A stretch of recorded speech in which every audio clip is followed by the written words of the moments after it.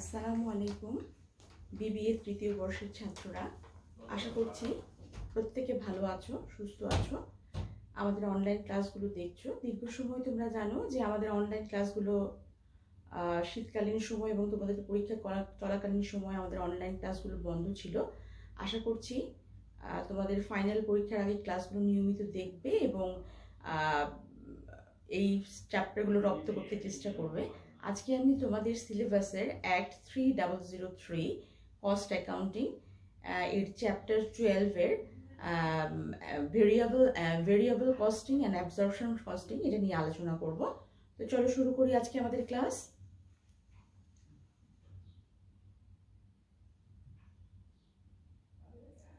এই variable costing এবং absorption costing কি সেটা আমাদেরকে জানতে হবে। আমরা শুরু করার আগে প্রথমেই বলবো যে ভেরিয়েবল কস্টিং হচ্ছে, প্রথমে অ্যাবজর্পশন কস্টিং নিয়ে আসি। গ্যাপ অনুযায়ী আমরা জানি জেনারেলি অ্যাকসেপ্টেড অ্যাকাউন্টিং প্রিন্সিপাল, এটা অনুযায়ী আমাদের অ্যাবজর্পশন কস্টিং হচ্ছে সেই কস্টিং যেটার মধ্যে আমাকে কি করতে হবে, আমার ফিক্সড কস্ট এবং ভেরিয়েবল কস্ট এবং ফিক্সড কস্ট দুটাই আমাকে প্রোডাক্ট কস্ট নির্ণয় করার সময় আমাকে এই জিনিসটা কনসিডার করতে হবে। আর ভেরিয়েবল কস্টিং হচ্ছে এই ক্ষেত্রে ফিক্সড কস্টটাকে পিওর কস্ট হিসেবে কাউন্ট করা হয় এবং শুধুমাত্র এখানে ভেরিয়েবল কস্টটা এখানে কনসিডার করা হয়। তো এটা নিয়ে এখন আজকে আমরা আলোচনা করব এবং এটার ইম্প্যাক্টটা কি, দুটোর মধ্যে ডিফারেন্স কি, ইম্প্যাক্টটা কি, সেই জিনিসগুলো আমরা দেখবো যে কস্ট অ্যাকাউন্টের এটার ইম্প্যাক্টটা কি।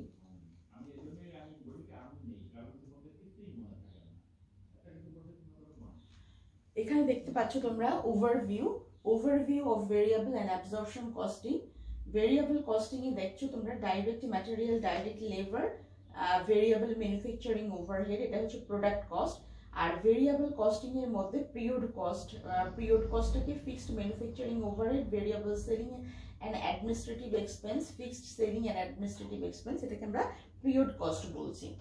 আর অ্যাবজর্পশন কস্টিং এর ক্ষেত্রে প্রোডাক্ট কস্ট আমরা কোনটাকে বলছি খেয়াল করো, direct material, direct labour, variable manufacturing overhead এবং ফিক্সড ম্যানুফ্যাকচারিং ওভারহেড। খেয়াল করো অ্যাবজর্পশন কস্টিং এর মধ্যে আমার ফিক্সড ম্যানুফ্যাকচারিং ওভারহেড আসছে এবং ভেরিয়েবল কস্টিং এর মধ্যে আমার ফিক্সড ম্যানুফ্যাকচারিং ওভারহেডটা আসছে না। এইটাই basic difference.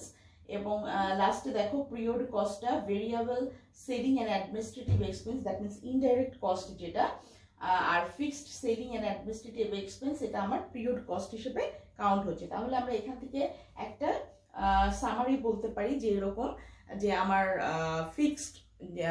Fixed কস্টটা, fixed overhead cost যেটা, সেই কস্টটা আমার কি হলো অ্যাবজর্পশন কস্টিংয়ে সেটা কনসিডার করা হয় এবং ভেরিয়েবল কস্টিংয়ে সেটা কনসিডার করা হয় না। এবং পিরিয়ড কস্টটা খেয়াল করো variable selling and administrative expense আর ফিক্সড সেলিং অ্যান্ড অ্যাডমিনিস্ট্রেটিভ এক্সপেন্সের ভিতরে আমার এই পিরিয়ড কস্টটা রয়েছে অ্যাবজর্পশন কস্টিং এ, এবং ভেরিয়েবল কস্টিং এ পিরিয়ড কস্টটা আমার ফিক্সড কস্টে চলে যাচ্ছে। এর পরবর্তীতে আমরা দেখব অ্যাবজর্পশন কস্টিং কি। It is costing system which treats all manufacturing cost including both the fixed and variable cost as product cost. Number 2 হচ্ছে also known as full costing. 3 হচ্ছে all manufacturing costs are fully absorbed into finished good. Fixed costs are absorbed on actual basis or on predetermined rate basis based on normal capacity.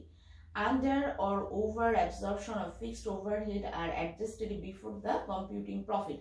আচ্ছা, এখন absorption costing এ তোমরা দেখতেই পাচ্ছ যেখানে fixed এবং variable cost দুটাকেই consider করা হয়, সেটাকে আমরা বলছি অ্যাবজর্পশন কস্টিং। এবং অ্যাবজর্পশন কস্টিংটাকে কি বলা হয়, ফুল কস্টিংও এটাকে বলা হয়।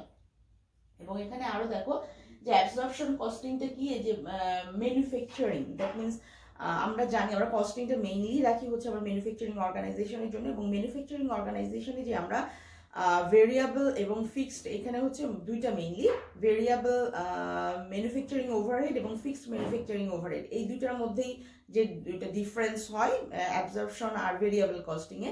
তো অ্যাবজর্পশন কস্টিং এ আমরা দুটোই কনসিডার করছি এখানে, এবং অ্যাকচুয়াল বেসিস এবং প্রিডিটারমাইন্ড, এই দুইটার রেটের মাঝখানে আমরা পরবর্তীতে দেখব কখন ওভার অ্যাবজর্পশন হয়, কখন আন্ডার অ্যাবজর্পশন হয়, সেই জিনিসগুলো আমরা পরবর্তীতে দেখব। তো এরপরে আমরা দেখব stocks are valued at total cost. Stock যে আমাদের যে সমাপনী মজুদ থাকে তোমরা জানো, সেটা আমরা কি করি ফুল কস্ট, মানে আমার কস্ট অফ প্রোডাকশন যত, সেই কস্টটাকে আমরা কনসিডার করি। এখানে non manufacturing cost are treated as a period cost charged to profit and loss account. এই পিরিয়ড কস্ট কোনটা, যেটা নন ইনডাইরেক্ট কস্ট যেটা, বা নন ম্যানুফ্যাকচারিং কস্ট যেটা, তোমরা জানো যে সেলিং এক্সপেন্স, অ্যাডমিনিস্ট্রেটিভ এক্সপেন্স, এইগুলো হচ্ছে আমার নন ম্যানুফ্যাকচারিং কস্ট, এবং এগুলো আমরা পিরিয়ড কস্ট হিসেবে কি করব, পিরিয়ড কস্ট হিসেবে আমরা প্রফিট এবং লস যখন নির্ণয় করব সেই ক্ষেত্রে আমরা এটা কনসিডার করব। এখানে একটা তোমার ছোট্ট এখানে দেওয়া হয়েছে অ্যাবসর্পশন কস্টিং এ। দেখো manufacturing cost direct material, labour, overhead থেকে কি হচ্ছে ফিনিশড গুডে চলে যাচ্ছে, ফিনিশড গুড থেকে কস্ট অফ গুডস সোল্ড। আমরা যে কস্ট শিট প্রথমে করেছিলাম নিশ্চয়ই তোমাদের মনে আছে, সেই কস্ট শিট জিনিসটাই এখানে সম্পূর্ণ দেওয়া আছে। Finished goods, cost of goods sold, profit and loss account. আর নন ম্যানুফ্যাকচারিং কস্টকে পিরিয়ড কস্ট হিসেবে প্রফিট এবং লস যখন অ্যাকাউন্ট করব সেটাকে কনসিডার করা হচ্ছে। এরপরে দেখো টোটাল কস্টটাকে দুটো ভাগে ভাগ করা হয়েছে, একটা হচ্ছে পিরিয়ড কস্ট আর একটা প্রোডাক্ট কস্ট, আর একটা হচ্ছে period cost. Direct material product cost ভিতরে direct material, direct labour, direct expense, variable manufacturing overhead, fixed manufacturing overhead. আর পিরিয়ড কস্টের মধ্যে ভেরিয়েবল নন ম্যানুফ্যাকচারিং ওভারহেড এবং ফিক্সড নন ম্যানুফ্যাকচারিং ওভারহেড, এই সবগুলো দিয়ে হলো absorption costing. Preparation of income statement under absorption costing. আমি যদি কোনো ইনভেন্টরি না কাউন্ট করি, এখানে আমার দুইটা প্রফর্মা আমি দিয়েছি, আমার যদি কোনো ইনভেন্টরি না থাকে, দ্যাট মিনস কোনো মজুদ পণ্য ওপেনিং এবং ক্লোজিং যদি কোনো ইনভেন্টরি না থাকে, সেই ক্ষেত্রে আমরা একক পণ্যের জন্য শুধু উৎপাদন করলো এবং পুরোটাই বিক্রি হয়ে গেল, সেই সমস্ত পণ্যের ক্ষেত্রে আমরা কি করব, এই অ্যাবসর্পশন কস্টিং এর এই মেথডটা ফলো করব। অ্যাবসর্পশন কস্টিং এ দেখো তুমি সেলস এখানে দেওয়া আছে, সেলস থেকে আমরা কি বাদ দিচ্ছি, direct material, direct labour, variable manufacturing overhead, fixed manufacturing overhead is equal to gross profit. Gross profit থেকে আমি কি করছি, লেস করছি variable selling and administrative overhead এবং fixed selling and administrative overhead is equal to net income. এরপরে দেখো আমি বললাম যে আগের আমি যে প্রফর্মাটা দেখিয়েছি, আমি কিভাবে নেট ইনকামে আসবো, বা আমরা কস্ট শিটে নর্মালি যেটা করে থাকি সেটা হচ্ছে, আমার যদি ওপেনিং ইনভেন্টরি এবং ক্লোজিং ইনভেন্টরি না থাকে ওয়ার্কিং প্রসেসের বা ফিনিশড গুডে, সেই ক্ষেত্রে আমরা যে কাজটা করব সেটা হচ্ছে আগের প্রফর্মাটা ইউজ করব। আর যদি আমার ওপেনিং এবং ক্লোজিং ইনভেন্টরি থেকে থাকে, তাহলে আমি এখন যে প্রফর্মাটা দেখাচ্ছি সেটা ফলো করব। খেয়াল করো এখানে সেলস দেওয়া আছে, সেলস থেকে প্রোডাকশন কস্ট যেটা আমরা বলেছি যে direct material, direct labour, factory overhead যেটা ভেরিয়েবল এবং ফিক্সড দুইটাই এখানে আমার আসবে। দুইটা বাদ দিলে যেটা আমি আসবো ফিক্সড ম্যানুফ্যাকচারিং ওভারহেড এবং ভেরিয়েবল ম্যানুফ্যাকচারিং ওভারহেড, দুইটা বাদ দিলে যেটা আমি পাবো সেটা হচ্ছে আমার কস্ট অফ গুডস প্রডিউস। এখান থেকে আমি অ্যাড করবো, তোমরা জানো যে ওপেনিং ইনভেন্টরি আমাদেরকে অ্যাড করতে হয়, তাহলে opening stock of finished goods valued at cost of previous period production. কারণ এটা তোমরা নতুন করে বলার কিছু নেই, প্রফর্মাতে বলা আছে, কিন্তু আমরা আগেই জানি যে আমাদের ওপেনিং ইনভেন্টরিটা বিগত বছরে যে প্রোডাকশন হয়, যেটা আমাদের হাতে থেকে যায়, হ্যাঁ, স্টক ইন হ্যান্ড যেটা থাকে, যেটা আমাদের হাতে থেকে যায়, সেটাই পরবর্তী বছরে ক্যারি ফরওয়ার্ড হয়ে আমাদের কি হয়, ওপেনিং ইনভেন্টরি হয়। তাহলে এই ওপেনিং ইনভেন্টরি থেকে আমরা কি করবো, cost of goods available for sale, এবং এখান থেকে আমরা যদি কস্ট লেস করি closing stock of finished good যদি আমরা বাদ দেই, তাহলে আমরা পাবো কস্ট অফ গুড সোল্ড। তোমরা কস্ট শিটে যেটা পেয়েছো, এখান থেকে আমরা লেস করব under or over absorption of fixed manufacturing overhead. That means আমার ফিক্সড ম্যানুফ্যাকচারিং ওভারহেডে যদি ওভার অ্যাবসর্পশন বা আন্ডার অ্যাবসর্পশন থাকে, বেশি পরিমাণ অ্যাবসর্ব হয় এবং কম পরিমাণ অ্যাবসর্ব, সেটাকে আমরা প্লাস অথবা মাইনাস করব। এবং অ্যাড নন ম্যানুফ্যাকচারিং কস্ট, আমরা অঙ্কে গেলে ব্যাপারটা একটু ক্লিয়ার হয়ে যাব, জাস্ট এখন আমাদের একটু প্রফর্মাটা দেখতে হবে, একটু মনে রাখতে হবে। অ্যাড করবো আমরা নন ম্যানুফ্যাকচারিং কস্ট, তাহলে আমরা টোটাল কস্ট পেয়ে গেলাম। সেলস থেকে যদি আমি টোটাল কস্ট বাদ দিই, তাহলেই কিন্তু আমরা প্রফিট পেয়ে যাচ্ছি। এরপরে দেখো ভেরিয়েবল কস্টিং। ভেরিয়েবল কস্টিংটা কি? ভেরিয়েবল কস্টিং আমি আগেই বলেছি, এখানে শুধুমাত্র ভেরিয়েবল কস্টগুলো কনসিডার করা হয়, কোনো ফিক্সড কস্ট কনসিডার করা হয় না। দুইটার মধ্যে যে বেসিক ডিফারেন্স আমাদেরকে মনে রাখতে হবে, যে আমাদের অ্যাবসর্পশন কস্টিংয়ে ফিক্সড ম্যানুফ্যাকচারিং ওভারহেডটা কনসিডার করা হয় এবং ভেরিয়েবল অ্যাবসর্পশন, আমি যেটা বললাম যে আমাদের ভেরিয়েবল কস্টিংয়ে আমাদের ফিক্সড ম্যানুফ্যাকচারিং ওভারহেডটা কনসিডার করা হয় না, যেটা অ্যাবসর্পশন কস্টিংয়ে কনসিডার করা হয়। ভেরিয়েবল কস্টিংয়ে ফিক্সড ম্যানুফ্যাকচারিং ওভারহেডকে আমাকে পিরিয়ড কস্ট হিসেবে কনসিডার করা হয় আদার্স নন ম্যানুফ্যাকচারিং কস্টের সাথে যোগ করে। ঠিক আছে, এই জিনিসটা তোমাদের একটু মনে রাখতে হবে, এই দুইটার মধ্যে যেই প্যাসিভ ডিফারেন্স। এখানে দেখো ভেরিয়েবল কস্টিং সিআইএমএ যে ডেফিনেশন দিয়েছে, the system in which variable cost are charge to cost units and fixed cost of the period are written off in full against the aggregate contribution. Number 1 হচ্ছে the variable manufacturing cost or period cost. Number 2 হচ্ছে the fixed cost are regarded as period cost. Number 3 the work in process and fixed stock are valued at variable cost only. Contribution is difference between sales and variable cost of sales. তার মানে যেটা আমি বললাম সেটা একটু মনে রাখবা, এই জিনিসটাই মার্জিনাল কস্টিং, এটাকে অনেকটা মার্জিনাল কস্টিংও বলা হয়। এখানে দেখো manufacturing cost, direct material, direct labour, variable overhead. এখানে ফিক্সড ওভারহেড দেখো অ্যারো দিয়ে ফিক্সড ওভারহেডটা কি করা হয়েছে, পিরিয়ড কস্ট হিসেবে দেখানো হয়েছে। আর এগুলো সবগুলো আমার কি ফিনিশড গুডের ভিতরে আসবে। Direct material, direct labour, variable overhead সবগুলো মিলে যাচ্ছে আমার ফিনিশড গুডে এবং ফিক্সড ওভারহেডটা যাচ্ছে আমার পিরিয়ড কস্টে। এই ফিনিশড গুড থেকে আসবে cost of good sold, cost of good sold থেকে আমার কি পিরিয়ড কস্ট আর কস্ট অফ গুড সোল্ড মিলে যেটা হচ্ছে সেটা হচ্ছে প্রফিট এন্ড লস অ্যাকাউন্ট হচ্ছে আমার। এরপরে দেখো টোটাল কস্ট হচ্ছে product cost and period cost, মিলে হচ্ছে আমার টোটাল কস্ট, প্রোডাক্ট কস্ট এবং পিরিয়ড কস্ট। এখন দেখো প্রোডাক্ট কস্টে ডাইরেক্ট ম্যাটেরিয়াল, ডাইরেক্ট লেবার এবং ডাইরেক্ট এক্সপেন্স আর ভেরিয়েবল ম্যানুফ্যাকচারিং ওভারহেড। এখন হচ্ছে period cost, fixed manufacturing overhead, variable non manufacturing overhead এবং ফিক্সড নন ম্যানুফ্যাকচারিং ওভারহেড। এই সব কিছু মিলিয়ে হচ্ছে আমার marginal costing. Income statement under variable costing, এখানে দেখো পার্টিকুলারে কি বলা আছে, সেলস বলা আছে। এখানে হচ্ছে production cost, direct material, direct labour, variable manufacturing overhead, cost of goods product add হচ্ছে opening stock of finished good valued at a variable cost of previous goods of production, cost of goods available for sale less closing stock of finished goods, cost of goods sold at non-manufacturing variable cost। বিতে হচ্ছে total variable কস্টে, দেখো total variable কস্টে হচ্ছে এটা হচ্ছে তোমার হচ্ছে যেখানে opening stock এবং ক্লোজিং স্টক দুটাই থাকবে, সেটা হচ্ছে আমার এই প্রোফর্মাটা। এখানে তারপর দেখো তোমরা এখানে আমার প্রফিটটা আসবে। এরপরে হচ্ছে unit cost computation. Harvey Company produces a single product with the following information available: number of units produced annually 25,000, variable cost per unit, direct material, direct labor and variable manufacturing overhead। দেখছো তোমরা এখানে produce করছে হচ্ছে 25,000 unit এবং variable cost হচ্ছে আমার direct material এবং direct labour হচ্ছে 10 টাকা এবং সেলিং এন্ড অ্যাডমিনিস্ট্রেটিভ এক্সপেন্স হচ্ছে 3 টাকা। এখানে ফিক্সড কস্ট পার ইয়ার হচ্ছে ম্যানুফ্যাকচারিং ওভারহেড 1,50,000 এবং সেলিং এন্ড অ্যাডমিনিস্ট্রেটিভ ওভারহেড হচ্ছে 1 লাখ।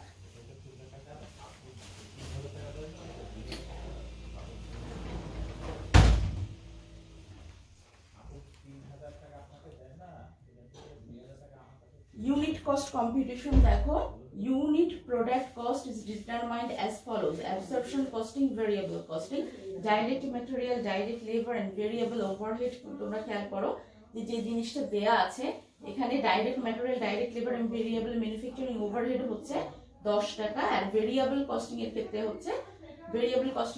10 টাকা। ফিক্সড ম্যানুফ্যাকচারিং ওভারহেড এখানে ছিল হচ্ছে $1,50,000 ডিভাইডেড বাই 25,000। এখানে হচ্ছে ইউনিট কস্ট আমরা বের করছি। ইউনিট কস্টে তুমি দেখতে পাচ্ছ 6 টাকা, তাহলে ইউনিট প্রডিউসড কস্ট হচ্ছে $16। তাহলে টোটাল অ্যাবসর্পশন কস্টিং এ ইউনিট প্রোডাকশন কস্ট হচ্ছে আমার 16 এবং ভেরিয়েবল কস্টিং হচ্ছে আমার 10।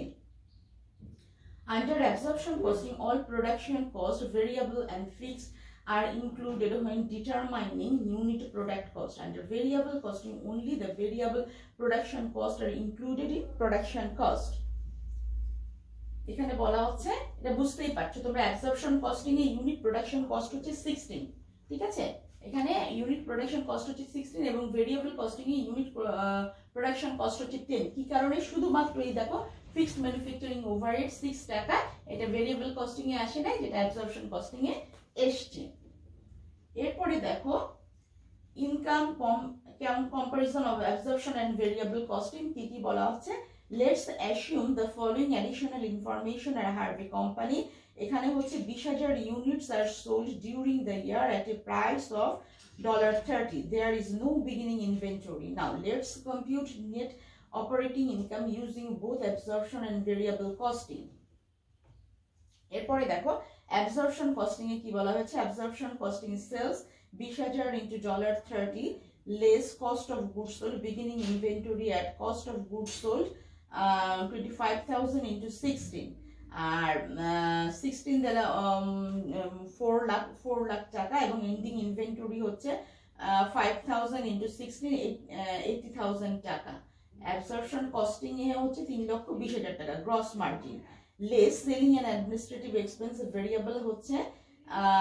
ভেরিয়েবল হচ্ছে 60,000 এবং ফিক্সড হচ্ছে 1 লাখ। তাহলে নেট অপারেটিং ইনকাম হচ্ছে আমার 1,20,000। তাহলে fixed manufacturing overhead difference in inventory is 5,000 units into 6, that means হচ্ছে 30,000। এরপরে দেখো এই সেই উদাহরণটাই যদি আমি ভেরিয়েবল কস্টিং এ দেখি, তাহলে ভেরিয়েবল কস্টিং এর সেলস হচ্ছে আমি 25,000 আমি উৎপাদন করেছি এবং বিক্রি করেছি 20,000 ইউনিট, তাহলে 30 টাকা করে less variable expense, beginning inventory add cost of goods manufactured 25,000 into 10. Goods available for sale less ending inventory 5,000 into 10. Variable cost of goods sold, variable selling and administrative expense, contribution margin less fixed expense, manufacturing overhead, selling and administrative expense, এটা হচ্ছে net operating income. এরপরে দেখো comparing the two method, দুইটা মেথডের এরপর আমরা তুলনা করব। দুইটা মেথডের তুলনা করলে আমরা যে জিনিসটা দেখবো, কস্ট অফ গুডস সোল্ড তুমি দেখো অ্যাবসর্পশন কস্টিং হচ্ছে ভেরিয়েবল ম্যানুফ্যাকচারিং কস্ট হচ্ছে 2 লাখ এবং ফিক্সড ম্যানুফ্যাকচারিং কস্ট হচ্ছে 1,20,000। এন্ডিং ইনভেন্টরি হচ্ছে 50,000 এবং এন্ডিং ইনভেন্টরি হচ্ছে 30,000। এখানে পিরিয়ড কস্ট দুটো কনসিডার করলে আমরা দেখতে পাচ্ছি যে টোটাল ভেরিয়েবল ম্যানুফ্যাকচারিং কস্ট হচ্ছে আমার 2,50,000 এবং ফিক্সড ম্যানুফ্যাকচারিং কস্ট হচ্ছে আমার 1,50,000। তাহলে ভেরিয়েবল কস্টিং এর ক্ষেত্রে ভেরিয়েবল ম্যানুফ্যাকচারিং কস্টে আমি দেখতে পাচ্ছি আমার ভেরিয়েবল ম্যানুফ্যাকচারিং কস্ট হচ্ছে 2 লাখ এবং এখানে হচ্ছে এন্ডিং ইনভেন্টরি আমার 50,000।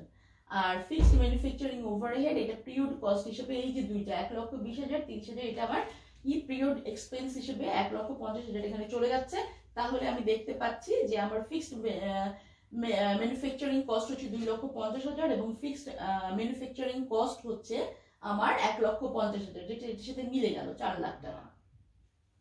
কম্পেয়ারিং দ্য টু মেথডস, এই দুই মেথডে যদি আমরা কম্পেয়ার করি তাহলে আমরা দেখতে পারি we can reconcile the difference between absorption and variable costing is as follows. Variable costing net operating income হচ্ছে আমার 90,000। এটার সাথে যদি আমি অ্যাড করি এখানে দেখতে পাচ্ছ যে ফিক্সড ম্যানুফ্যাকচারিং ওভারহেড কস্ট যদি আমি অ্যাড করি তাহলে ডিফারেন্সিয়েট ইন ইনভেন্টরি 5,000 হচ্ছে আমার ইনভেন্টরি রয়ে গেছে, সেটাকে আমি ফিক্সড ম্যানুফ্যাকচারিং ওভারহেড 6/6 যে আমরা বের করেছিলাম সেটা দিয়ে যদি আমরা ভাগ দিই তাহলে 30,000 আসছে। তাহলে absorption costing net operating income হচ্ছে 1,20,000। তাহলে fixed manufacturing overhead divided by unit produce হচ্ছে 1,50,000 divided by 25,000 units is equal to 6 per unit. এই ছিল আমাদের আজকের এই পর্যন্ত ক্লাস। তো আগামী ক্লাসে দেখা হবে ইনশাল্লাহ। আমরা এর পরবর্তী অঙ্ক নিয়ে আসবো। তো সেই পর্যন্ত ভালো থেকো, সুস্থ থেকো, আল্লাহ হাফেজ।